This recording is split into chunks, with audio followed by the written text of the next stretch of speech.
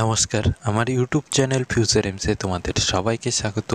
আজকের ভিডিও আশাকর্মীদের জন্য। আশাকর্মীদের কিভাবে ঠকাচ্ছে রাজ্য সরকার, তো এই ভিডিওটি দেখলেই বুঝতে পারবেন। আশাকর্মী হলে পুরো ভিডিওটি দেখবেন এবং চ্যানেলে নতুন হয়ে থাকলে অবশ্যই চ্যানেলকে সাবস্ক্রাইব করে দেবেন। তো চলো দেখে নিই। দেখো, ওড়িশা সরকার লোকসভা ভোটের আগে আশাকর্মীদের মাসিক পারিশ্রমিক ৪৫০০ টাকা থেকে বাড়িয়ে ৭,০০০ টাকা করেছে। দেখো, ৭ মার্চ ২০২৪ তারিখে এই ২৫০০ টাকা বাড়িয়েছে, ৪৫০০ টাকা থেকে বাড়িয়ে ৭,০০০ টাকা করেছে।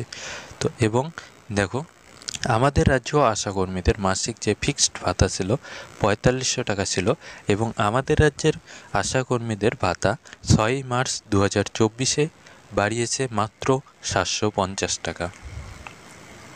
দেখো কত ডিফারেন্ট। দুই রাজ্যেই আশাকর্মীদের যে মাসিক ভাতা ছিল ৪৫০০ টাকা, সেখান থেকে ওড়িশা সরকার মোট ৭,০০০ টাকা করেছে এবং পশ্চিমবঙ্গ সরকার ৫,২৫০ টাকা। অনেক দিন থেকে আন্দোলন এবং কর্মবিরতি করার পর এই আশাকর্মীদের যে দাবি ছিল, সেই দাবি ছিল ২৬,০০০ টাকা তাদের মাসিক ফিক্সড বেতন করা, সেখানে মাত্র ৭৫০ টাকা করে বাড়িয়েছে। এটি তাদের কাছে মরুভূমিতে এক বিন্দু জলের মতো।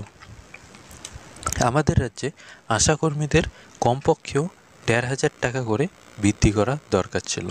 ১৫০০ টাকা বৃদ্ধি করলে মোট তাদের মাসিক ফিক্সড বেতন হতো ৬,০০০ টাকা করে। আশাকর্মীরা ২৪ ঘন্টা ধরে কাজ করে এবং আশাকর্মীদের কোনো ছুটি নেই। তারপরেও তাদের মাসিক ভাতা মাত্র ৫,২৫০ টাকা।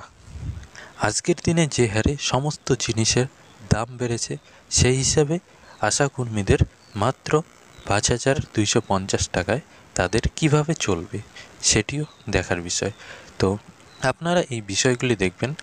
যেখানে পাশের রাজ্যে ২৫০০ টাকা বাড়াতে পারে, সেখানে আমাদের রাজ্যে মাত্র ৭৫০ টাকা করে বাড়িয়েছে। তো আপনাদের কি মনে হয়, আপনারা কমেন্ট বক্সে কমেন্ট করবেন। এই ছিল আজকের ভিডিওটি দেখার জন্য অসংখ্য ধন্যবাদ।